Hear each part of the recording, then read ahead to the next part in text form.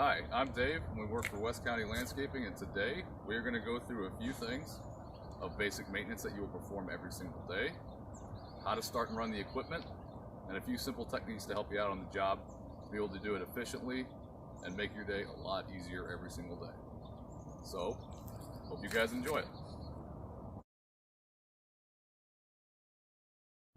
Now, when we're servicing these properties, there's two specific things that you have to have on without fail. And that is A, you have to have on your eye protection, and you also have to have your ear protection. This is not an us thing, this is an OSHA thing. If you get caught in the field, then that is a heavy fine. We have these located in every single trailer, and these are rated from OSHA to be able to use on the job site. All you do is you pinch these in, insert them in your ear, and you're good. It'll expand, and that's good to go. Now, your workwear, it's up to you on your shoes, but you want to make sure that your shoes are not open-toed or have any kind of issue that if you get hit, it's going to cause you injury. I prefer these boots. These are not steel-toe boots, but they are hard rubber in the front. These are very comfortable, but it's up to you. If you want to wear tennis shoes, they just have to be a tennis shoe that's going to be safe if you get hit by debris. These are things to always keep in mind, but these are without fail something that you have to have on and something you have to have in.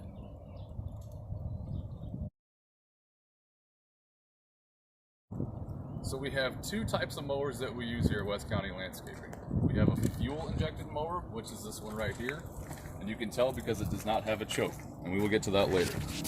When you're starting the vehicle, you want to make sure that the brake is on, the throttle is down, and the blades are not engaged. Now in the morning when you're starting, you want this to warm up for a little bit before you start to go. That's pretty easy. So we have a second mower, which is not fuel injected, that does have a choke. It's the same principles as the other. If it does not start on its own, you will have to pull the choke up, make sure that your brake is on, make sure that your blades are disengaged, the switch is down, throttle is down. Once it starts to go and starts to struggle, that's when you can push down and it'll start letting it go on its own and it can start running. And that's how we start our two mowers. Okay, so every single day you'll perform your basic maintenance that we do on a mower. So we're going to go through that right now. When you get through in the middle of or in the morning and you come in, first two things you're going to check is your fluids. This is your hydro fluid. You want to check and make sure that the oil level is at that cold line. Now when it gets to the hot line, it will be because you're running the mower all day or for a while. So that will expand and get to that level, so that's nothing to be afraid of. But in the day when it's cold, you want it to be on that line. If it is not, then you're going to want to either add to it, or if it consistently keeps happening, then you need to alert somebody to come fix it. This is the engine oil.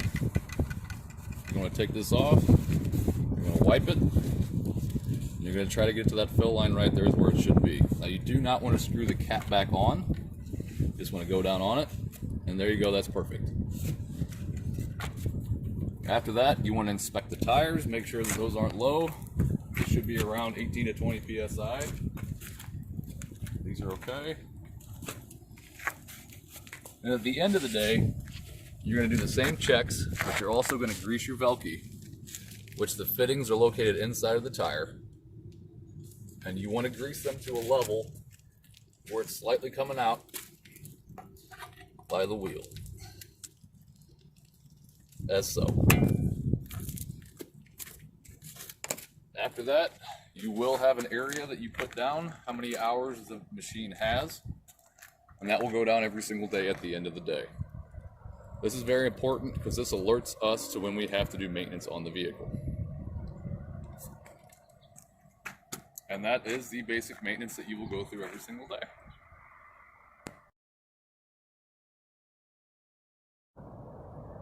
So another piece of equipment that you're going to be using is going to be our push mower. It's a 30-inch. We use it for the backyards and enclosed spaces that we cannot access with the bigger mowers. Or if it's going to cause a mess to use something like this, we can simply use the bagger and it makes things a lot cleaner and easier, but we'll get into that stuff later. So for this, we want to change or check the oil like everything else in the morning and at the end of the day. It's very simple. Then screw it, wipe it clean. Now on this, when you go down, you do not want to re-tighten it when you check the oil level. So this guy's good.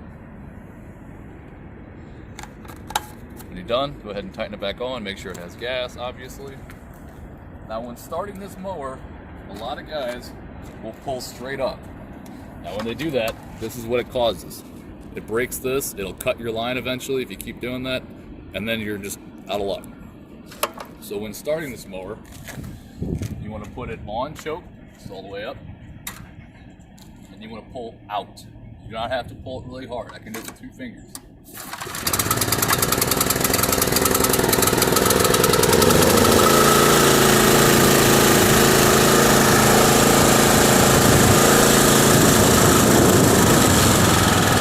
Now when you want to stop it, you just pull this throttle engagement, down,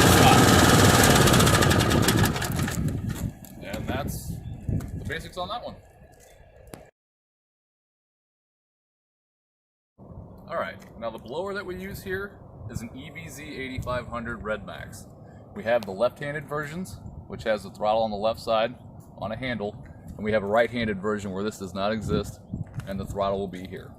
But today we're looking at the left-handed. So when starting this, you always want to prime it in the beginning before it gets warmed up underneath here by just hitting it a couple times, maybe 3. Once you do that, you want to set the choke. And then start it as so. Now when you start it, you're going to hear it kind of going and going. And once it starts to struggle, that's when you know everything's working, and then flip the choke up and let it run.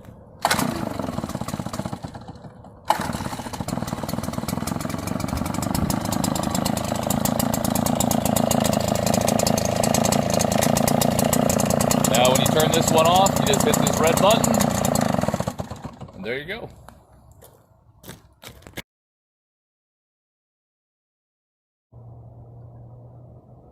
The trimmers we use are commercial grade Red Max trimmers. Now to start these, you want to make sure that the switch is in the run position. It won't start if it's in the stop position. Next that you want to do is take your hand and push this lever down, hold the throttle a little bit. Next you're going to do is use that primer bulb, just like located on the blower, and hit that a couple of times, and then set your choke. Now when you're starting, you want to keep the trimmer head off of the ground.